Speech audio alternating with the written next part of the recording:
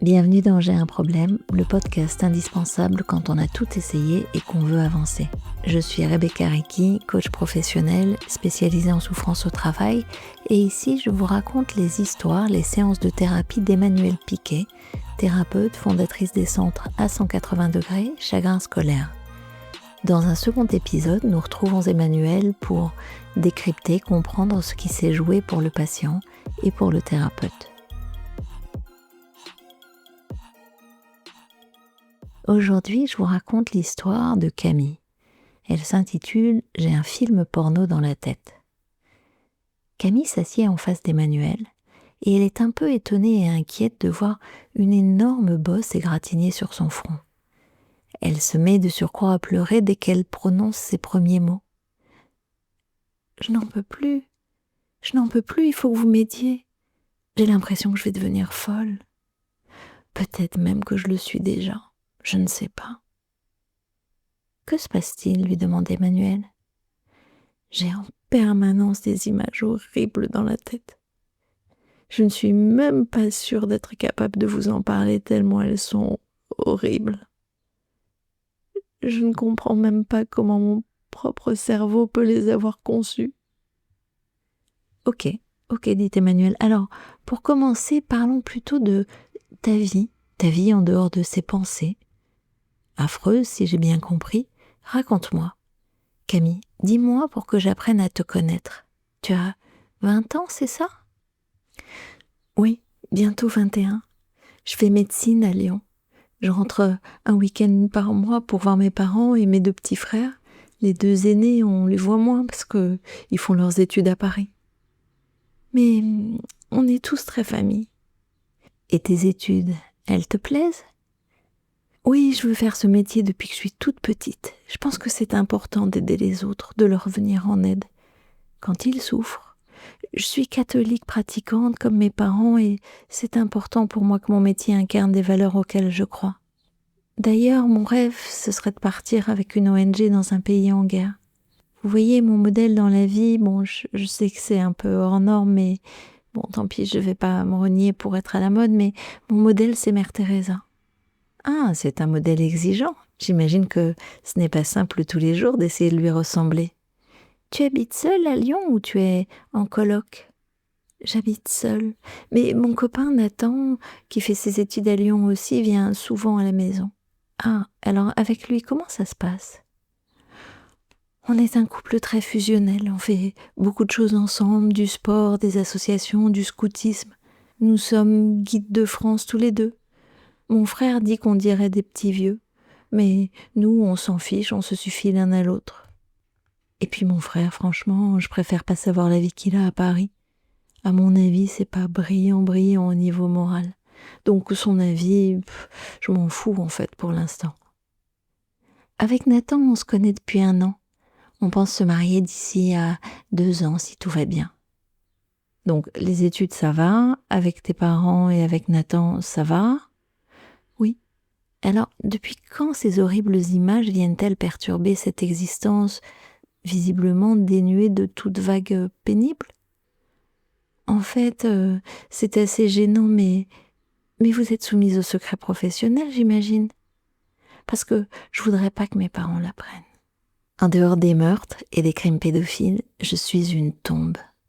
Avec Nathan, enfin, comment vous dire, il y a quelques mois, vous avez décidé de faire l'amour avant d'être exactement mariés. Oui, voilà, c'est ça. Enfin, je l'avais déjà fait avec 2 autres petits copains à 18 ans et à 19 ans. Et c'est ça surtout qu'il faut vraiment pas que ma mère sache. Tu peux compter sur moi. Et donc, un soir, on venait de le faire, enfin, je voyais un truc, voilà.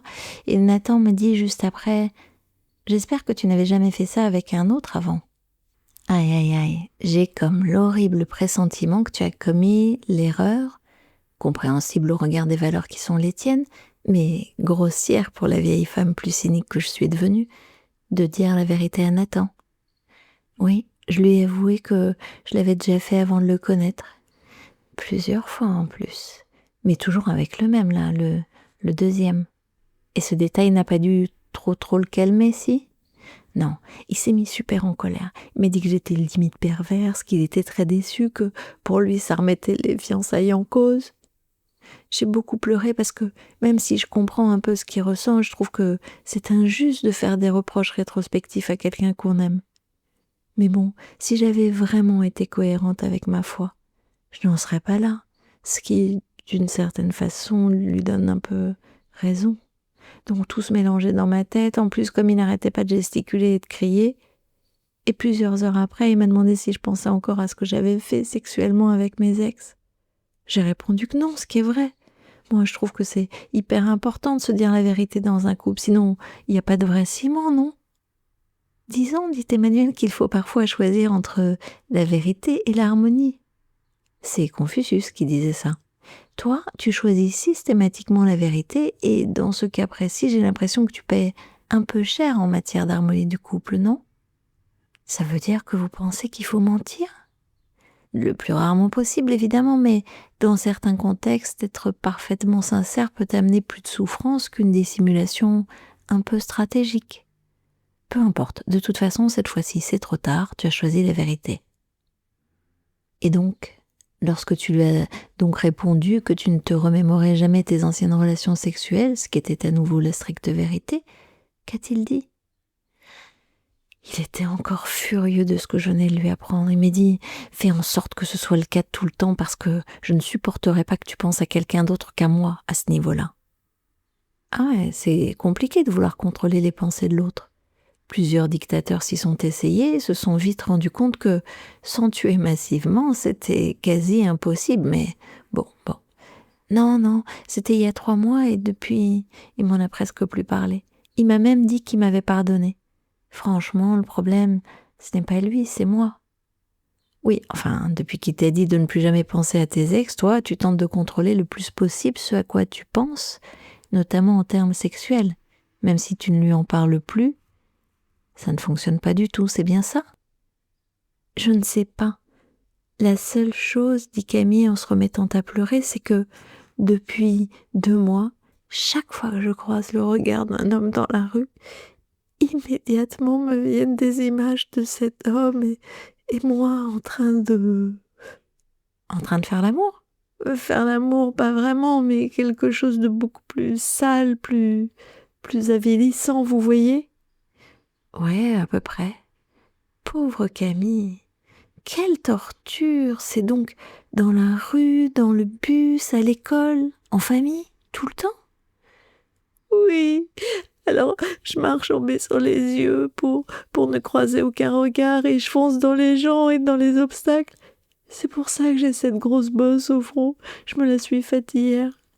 Mais c'est pas la première. En plus, je peux parler à personne, même pas à Nathan.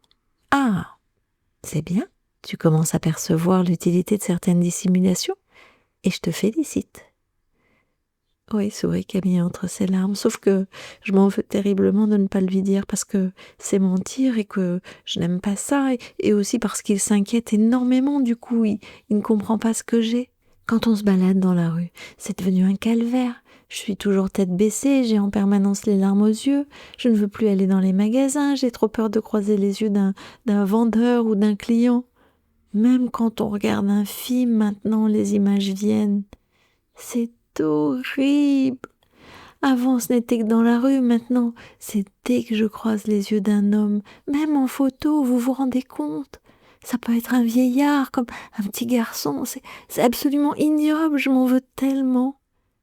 À la fac, je parle plus à aucun étudiant en le regardant dans les yeux, ils doivent tous me trouver super bizarre. Et les profs hommes, c'est pareil. Je peux pas en parler à ma mère, elle ferait une attaque. Mais elle arrête pas de me poser des questions, elle pense que je fais une dépression. Je le sais, elle en a parlé à ma sœur. Mais que voulez-vous que je lui dise, à part que je suis fatiguée par les partiels? J'ai trop honte pour en parler à mes copines, elles me prendraient toutes pour une folle. Aidez-moi pour que ça s'arrête.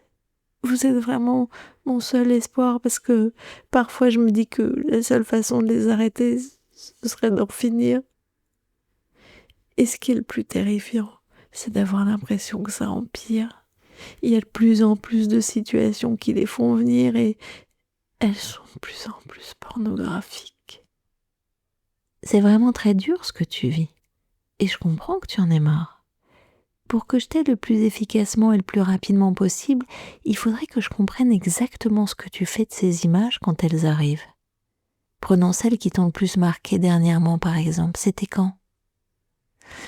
Hier, je rentrais de cours, toute seule. J'avais les yeux baissés comme d'habitude, et là, mon regard est malheureusement tombé sur un petit garçon qui avait, je sais pas, 3 ans ou 4 ans. Et là, je me suis mise à courir le plus vite possible pour que les images ne viennent pas. Et je me suis réfugiée dans une allée d'immeubles au bout de quelques minutes. J'ai pleuré pendant des heures parce que j'étais pas du tout parvenue à les faire partir. Pourtant, je me disais de toutes mes forces, tu ne dois pas penser à ça, c'est comme un crime, c'est comme si t'étais folle, tu ne dois pas penser à ça. J'ai souvent envie de me donner des coups pour penser à autre chose, pour que la douleur soit ailleurs que dans ma tête. C'est là que j'ai compris pourquoi certaines filles se scarifient, pour mettre la douleur ailleurs. Oui, tu as raison, c'est exactement ce que disent en effet les jeunes filles qui se scarifient. Logiquement donc, et comme tout le monde ferait, toi, tu essaies de faire disparaître le film pornographique que tu as dans la tête. Quels autres moyens utilises-tu pour tenter d'y parvenir? J'essaie de penser à Nathan en me disant « Avec lui tu as le droit, c'est avec lui que tu dois y penser ». Je mets mon casque avec de la musique classique le plus fort possible parce que pendant un moment ça marchait. Mais plus maintenant. J'essaie de lire, j'essaie de prier, j'essaie de me concentrer sur des images de paysages, mais plus rien ne fonctionne. Vous pensez que je suis folle? Je pense surtout que Nathan, sans le vouloir, t'a mise dans une situation bien fâcheuse, puisqu'en te donnant cette injonction de ne pas penser à des choses sexuellement incorrectes, de son point de vue, il a généré exactement l'inverse. La preuve, tu ne penses qu'à des choses très porno quasiment tout le temps. Pour une raison très simple, nous avons tous des idées bizarres qui nous traversent la tête. Ça arrive un jour ou l'autre. Des pensées impures, méchantes, allez, même perverses. Ce n'est pas nous qui les concevons ou qui les appelons. Elles nous viennent, tout simplement, sans que nous en soyons responsables. Alors, je vais t'inviter à lire les mémoires de Mère Teresa, si tu ne l'as pas encore fait, parce que je pense que même elle n'était pas absolument exempte de doutes concernant sa propre sexualité, d'après ce que j'ai pu lire. Elle avait parfois des pensées très bizarres. Ah bon? Oui, c'était un être humain en fait. À partir de là, il y a 2 catégories de personnes. Celle qui se dit « Tiens, c'est bizarre de penser à ça ». Et là, les pensées bizarres passent à autre chose, c'est-à-dire qu'elles vont titiller quelqu'un d'autre. Cette catégorie-là, elle se fait assez peu de boss dans l'ensemble. Et puis, il y a l'autre catégorie de personnes qui se dit « Comment se fait-il que je pense à ça ? Je ne devrais pas penser à ça. Je suis folle ou criminelle de penser à ça. » Pour différentes raisons. Par peur d'être démente, par peur d'être immorale, par peur de décevoir quelqu'un de cher. Et là, la pensée qui est souvent taquine commence à s'amuser en disant en gros « Regarde qui gagne entre nous deux ». Malheureusement, plus on tente de la contraindre, de lui échapper, de la faire disparaître, et plus elle devient créative pour venir dans les moments auxquels on s'y attend le moins. Tu comprends ? En tout cas, c'est exactement ce qui se passe visiblement avec les miennes. Des taquines, et elles sont devenues féroces, dit Camille. On peut le dire, dit Emmanuel. Je suis étonnée qu'elle ne te réveille pas en pleine nuit, parce qu'à mon avis, c'est la prochaine étape. Oh non, pour l'instant, c'est mon seul moment de calme. Qu'est-ce que je dois faire alors? Tu dois faire quelque chose d'absolument terrible et que tu vas détester. D'autant qu'à mon avis, il vaudrait mieux ne pas le dire à Nathan, ce qui va te contraindre à mentir. Elle reste silencieuse. Nathan, poursuit Emmanuel, que par ailleurs j'aimerais bien rencontrer pour qu'il nous aide à faire en sorte que tu ailles mieux, parce que je pense qu'il t'aime, mais qu'il ne sait pas très bien s'y prendre pour te le montrer. À nouveau, Camille ne dit rien. Mais tu as le choix, évidemment, Camille. Tu peux décider de continuer à te battre contre les pensées et les lampadaires. Mon rôle, c'est de te dire le risque. Et le risque, c'est que la situation empire si tu ne changes pas radicalement de stratégie. Je sens que ça va être horrible, mais allez-y, tant pis, dites-moi. Dites-moi, dit Camille en serrant très fort ses bras contre son torse. Voilà, je vais te demander de faire sonner ou vibrer ton portable toutes les heures. Et ce, quel que soit le lieu où tu te trouves pour t'en souvenir, et toutes les heures. Tu m'entends ? Toutes les heures, tu devras volontairement faire venir une séance pornographique absolument horrible en choisissant n'importe quel partenaire autour de toi. Et pour rendre les choses encore plus horribles, et donc efficaces, tu peux même imaginer qu'ils sont plusieurs. Oh, mon Dieu. Oui, je sais.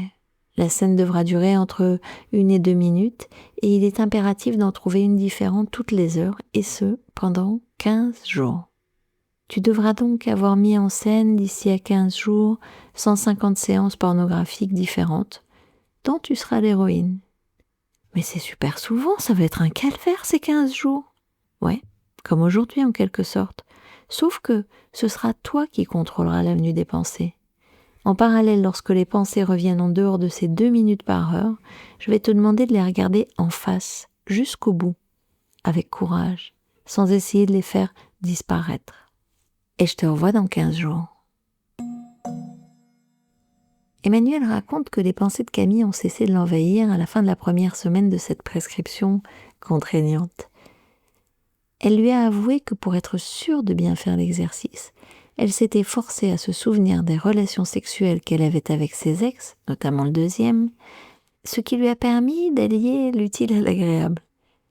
Elle n'a évidemment pas parlé à Nathan ni des symptômes, ni du remède. Toute sa jeune fille qu'elle est devenue. On a terminé pour l'histoire de Camille et de son film porno. On se retrouve tout de suite dans un prochain épisode avec Emmanuel pour comprendre, décortiquer comment on fait quand on est assailli, quand on est l'otage d'images, de pensées. À tout de suite.